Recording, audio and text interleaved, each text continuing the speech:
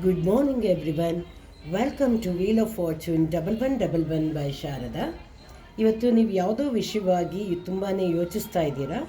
ಆ ಯೋಚನೆ ಮಾಡ್ತಾ ಇರೋದಕ್ಕೆ ಯೂನಿವರ್ಸ್ ಕಡೆಯಿಂದ ಏನು ಸೊಲ್ಯೂಷನ್ ಇದೆ, ಗೈಡೆನ್ಸ್ ಏನಿದೆ ಅಂತ ನೋಡೋಣ. Let's pick a card.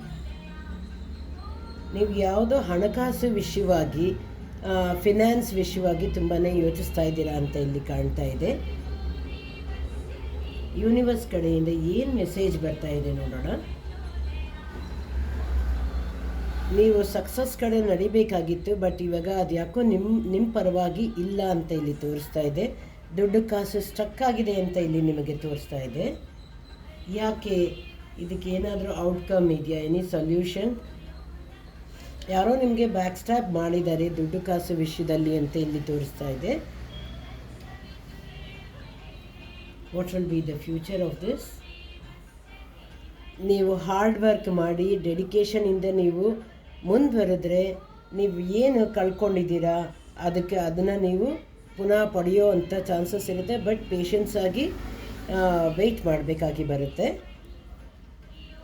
Universe guidance ಏನಿದೆ, ಇದು ಎಷ್ಟು ದಿನದಲ್ಲಿ ಆಗ್ಬೋದು?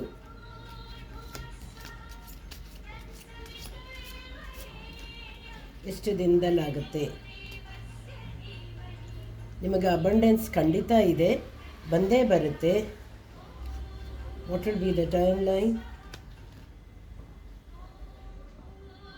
ಓಕೆ, ನಿಮಗೆ ಇದು ಒಂದು six months or 8 months time ತಗೊಳ್ಳುತ್ತೆ ಅಂತ ಇಲ್ಲಿ ತೋರಿಸ್ತಾ ಇದೆ. ನಿಮಗೆ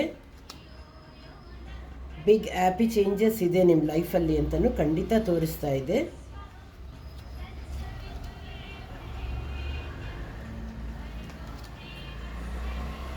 ಡೆಫಿನೆಟ್ಲಿ ಸಕ್ಸಸ್ ನಿಮ್ಮ ಲೈಫಲ್ಲಿ ಖಂಡಿತ ಬರುತ್ತೆ.